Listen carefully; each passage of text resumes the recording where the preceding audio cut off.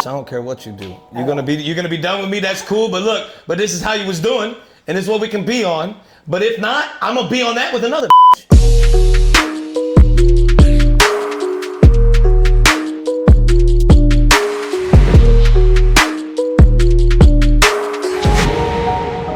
Welcome to Cowboy Talks. We are here with Theo Early from the Detroit area, because it's like a suburb of Detroit. I can't pronounce the name. He'll tell you, of Michigan. Adrian, Michigan. There you go. Right on. Yeah. Well, how you doing? Pretty good. Right on. Welcome to Virginia. Appreciate it. I love it out here. Yeah, I heard you guys had a show last night. We did at Mermaids, the club. Yeah? Yeah. Mermaids? Is that like where you find Ariel? I don't know. Did you find Ariel last night? Nah, we found a couple girls, but they were not named Ariel. Yeah, that's a great place, bro. That's kind of like one of my water holes. I love that spot. And then the night before that, you were up in Richmond? Yes, sir. What'd y'all do there? I opened up for J.I., the Prince of NY. Oh, yeah? Yeah. Like you smile like, yeah, no big deal. Yeah, it was cool, Making it big time, huh? Cool, yeah, something like that. What was your favorite part? Probably performing All of Me.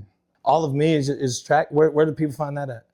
Is it out? No, it is not out yet. That's selfish, it is coming soon. That is selfish. It's coming soon. Which is the name of my single. It's coming out March 26th. But back to you. Okay. All of Me is coming out when? What do you think, Steven? When's it coming out? Because we got to drop Get It. April, end of April. End of April? Right on. All right. Why is that your favorite song? I don't want to. That's not my favorite song that I've ever made. That is my favorite one that I performed. No, I understand the difference. Because okay. I make records sometimes and I go, I can't wait to perform this. Right. But I know it's not going to be my biggest record. Right. I think I like that one because, like we talked about earlier, it came very naturally. So he sent me the beat, and if I'm being He real, is Steven, by the way, manager off camera. He'll join us in a little bit. Steven Legacy sent me the beat, and this is around end of 2022 when him and I first linked up. And how'd you guys link up? He found me on Instagram Reels. Oh, I was love at first sight. Yeah, hell yeah. I love it. I love that's when dating websites put people together. But I didn't honestly, like, it just wasn't my style of beat, you know, and I really wasn't feeling it. So I ended up freestyling this song, and it felt half-assed, but we ended up linking up in Florida, right? And that was my first time in like a professional recording studio. Got a little drunk and recorded it, and it was super natural, and I felt like I just liked it after that. It was decent, but well, yeah, I mean, the voice is an instrument, and sometimes a song right. doesn't come until you put that last instrument on. Right, absolutely. No Diddy. What part of performing that song in Richmond was your favorite part? What do you like remember? Ooh, honestly, I don't even remember that one that much, but on video it looks good. That's why I like it so much. That's so fun. Yeah, I just had a performance Thursday, and I haven't got to see any of it, and I do the same thing. I don't remember nothing. I remember really the only part I remember.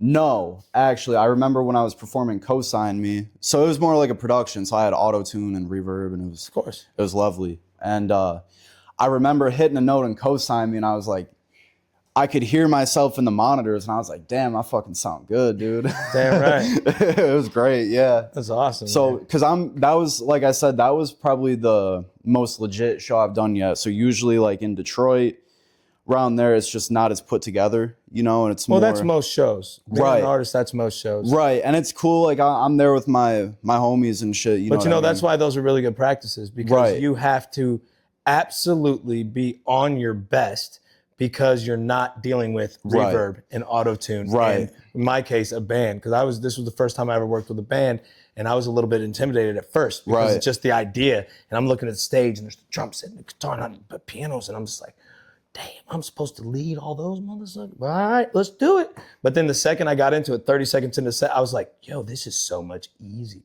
Right. Because I knew I had people that had my back. Right. Because you still got the engineer that's going, oh, that's too much verb. He needs more tune. Right. You know what I mean? And it's awesome. But you got to keep showing up to the basketball court and shooting those shots. Right. So you got to go to open mics. Right. I'm definitely, after this trip down here, I definitely feel hungrier and more like a lot more drive to go to those smaller shows, you know what I mean, and get the reps in. Well, but not only the reps, bro. I'm going to give you a little bit of a free nugget. Okay. Right? Every person you meet is 250 people.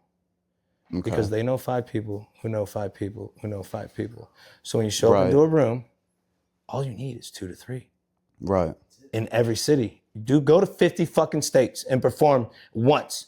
I promise you'll have 1,000 fans. If not, don't do music. Right. Straight up. It's that easy. But it's showing up and dealing with that. So I'm really excited for what you said, because to me what you said is you didn't let that show go to your head. And you're not going to go back to Detroit and be like, I performed at Disney. You don't have reverb. I'm not performing this shit. Nah, give me a mic. Give me a mic anywhere. Any. You don't have a mic? Okay, I'll play it off my iPhone and I'll perform it, and you're gonna like it. Right. The ones in Detroit are the ones I'm like most in my head about. I had this one where me and another artist, Soul, both performed, and so there's 2 mics obviously, and there was like feedback between. It just was not set up good at all, and I'm up there like. Okay, so let me give you another piece of free game too. Here's another piece of free game. Have the confidence to make a call. So if you guys got to share one mic, turn that other mic, unplug that bitch, and the show goes on. Right. Do not let a moment or technical difficulty rob you of the show. Right. And you're absolutely right. Everybody up there is already looking at you. Make the call. Look at the sound guy. Cut that mic. Right. You know what I'm saying? And then make them fix that shit. And then after the show, cuss they ass out. And I'm dead serious every time. No, because that's your brand. Yeah, no, that's what they're sure. due to do, is do a job, cuss they out, like gently. You know what I'm saying? Right. But definitely smack them in the nuts for sure. Because they don't need to play with your brand. It's very important. Same thing. If Steven messes something up with the sound, he's going to get on their rear end. Right. That's why you want management. He was. There was a point in the show where my auto tune was off, and it was probably on the most singy song. I'd say Checking In. Yeah. And I just looked at him, and he took care of it. It's nice having people that are like that. Well, listen, I'm used to doing everything myself, so it's nice to be able to look at somebody and be like, well, I just posted that on Instagram. It's that's what kind of sucks us creatives dry, is when you have to do everything. Right. It makes the idea of creating one more thing another fucking checklist. Right. All right, cool. Well, while you do that, I'm gonna go back and I'll get with the engineer, and then, oh shit, you can do that too? All right, cool. So what do you, like, I asked my manager sometimes, like, I said, I'm gonna start coming in here and micromanaging y'all or something, because the inner Marine's gonna kick in. What do you want me to do? And then sometimes it's like, nothing. And that's something too, is I'm very micromanagey, especially like when I'm recording with other artists and in the room with other people, and I've had to learn to like let go of that, because I'm a perfectionist. You know what I mean? Yeah. I think everybody that cares. The way that an artist goes to the next level, because we all are perfectionists, is when you learn enough. And Steve and I were just talking about this, when enough is enough.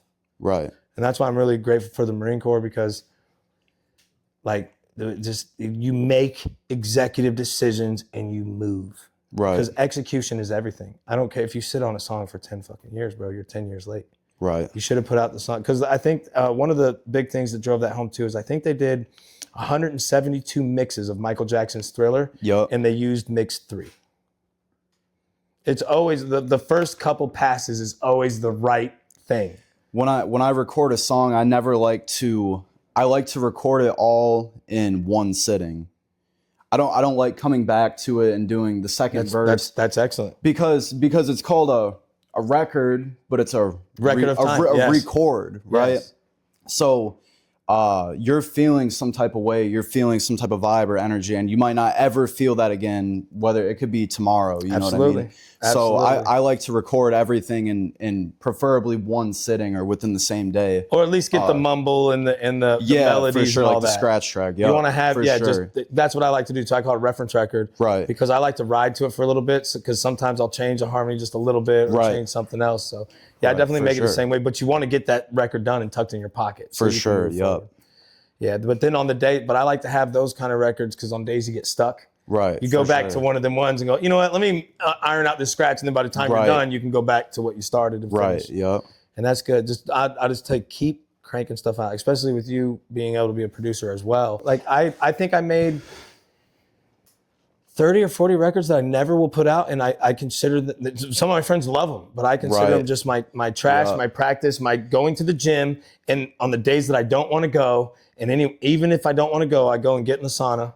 Right. Just because, so I can get the rep in. Some of my oldest songs that are just cringe, like my best friends are like, bro, you got to drop this one. So I'm like, dude, but you know why? Because 5 years old, dude. Hold on. You know why though? Because that's their record of in time. They remember when you made that record, when you were proud of it and you showed it to them. Right. And that's like your OG supporters, man. Yeah, sometimes they'll bring those records back with the different, because you could always use that verse, that melody, something on a better beat. Absolutely, and yeah. kind of make a mirroring of or marrying of two times, and that's For also sure. fun. I've done that with a couple tracks. For sure. You guys got a single coming out, right? Yes, sir. Get it. Yeah. So yeah, my homie from Canada, Jack Hayes, he put it on his What's up, Instagram. Jack Hayes? Yup, that's So my you guys, guy. so he produced this record? Yup, same thing. I heard it on his Instagram reels. I told him you got to send it through, bro. Hell yeah. Yeah. And then he sent it through. You knocked it out. Absolutely, yes. Dope. Yup. So then, so you guys got that? Have you guys shot a video for it, or Not yet. In fact, right before we got here, we were discussing that. Well, what are you guys discussing? Let's discuss it.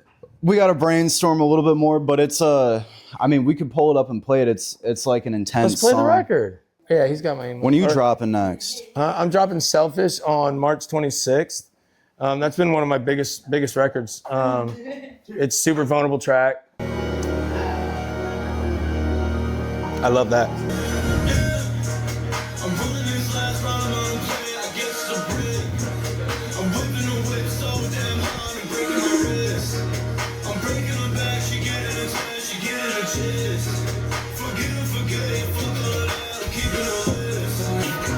I see a crazy visual. Crazy visual. We don't want to show him too much. Oh, you getting in it? Yeah, nah, leak it. MP3 record it, put it on SoundCloud. Fuck them. Oh no. Put it everywhere, baby. To me, what that record said was, bitch, I don't care what you do. You're gonna be done with me. That's cool. But look, this is how you was doing, and this is what we can be on. But if not, I'm gonna be on that with another bitch. Right. That's what I felt. I left her. She didn't leave me. Hey! Hey, so with that said, I just got one question though. Is Theo Early single? Theo Early is He single. said, get in early, ladies, because he's going to the top. It's like, get it, shawty. There we go. That's awesome, man. So yeah. what do you got? So you guys got the single coming out. Yes. What the fuck's next? Where are you guys going? Like you said, you've been to Florida. You guys have been to here in Virginia, obviously, Richmond, Virginia Beach. Where else? What's next? I think something at the end of the summer or maybe fall, like a 10-day. Well, dude, we should do something together, man, for sure. We're getting on the road too. Yeah. Let's do it. Yeah, man.